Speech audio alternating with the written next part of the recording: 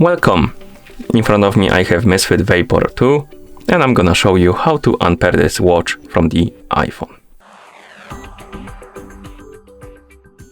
First thing we need to do is to open the WebOS application on the iPhone that is paired with our watch. So let's tap on the WebOS icon to open the app.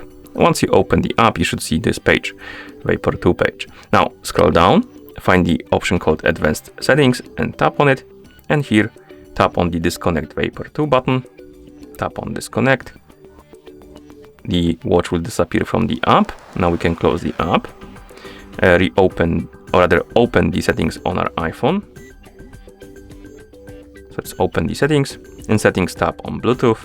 And here you should see the list of my devices, and on it you should see Vapor 2. Tap on the info icon next to it. Tap on Forget this device and tap on Forget device to remove it. Now we can close the settings. As you can see, the watch is resetting to the factory default settings.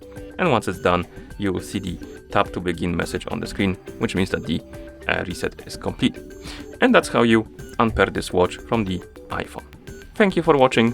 If you found this video helpful, please consider subscribing to our channel and leaving the like on the video.